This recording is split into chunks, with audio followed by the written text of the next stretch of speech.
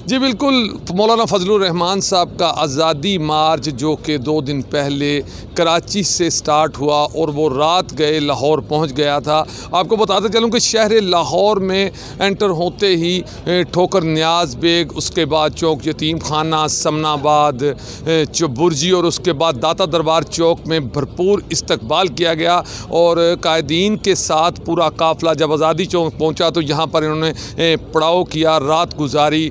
आज का प्रोग्राम कुछ इस तरह से है कि 2 बजे के करीब मौलाना फजलुर रहमान और दूसरी अपोजिशन जमातों के जो रहनुमा हैं वो मिलकर यहाँ पर एक जलसा किया जाएगा जो ख़िताब करेंगे अपने कारकुनों से। और उसके बाद जो है चूँकि ये आज़ादी मार्च जो है इस्लामाबाद तक जाएगा और ये कल रात चूँकि इन्होंने मुल्तान में गुजारी है और आज रात ये रात गए तकरीबन 2 बजे के बाहर लाहौर पहुँचे थे और रात यहीं पर पड़ाव किया और अब चूँकि ये आराम कर रहे हैं। आपको बताता चलूं कि जब आज़ादी चौक पहुंचे तो यहाँ पर ग्रेटर इकबाल पार्क और मीनार पाकिस्तान में मुकम्मल तौर पर इनके ठहरने का बंदोबस्त किया गया था, खैमे लगाए गए थे और ग्रेटर इकबाल पार्क में भी।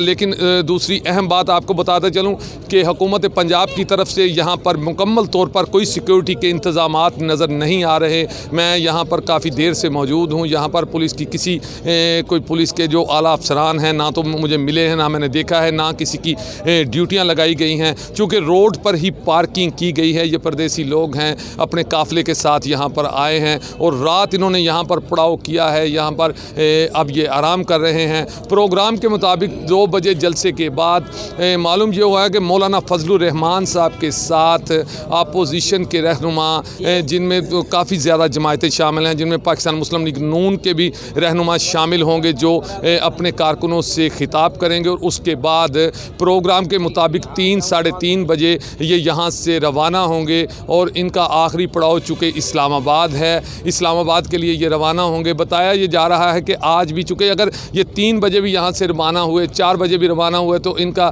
सफ़र आज फिर रात का सफ़र होगा। देखते हैं कि आज रात ये काफ़िला कहाँ पर पहुँचता है। क्या कल सुबह तक ये इस्लामाबाद पहुँच जाएगा या रास्ते में ही इनको पड़ाव करना पड़ेगा। जी।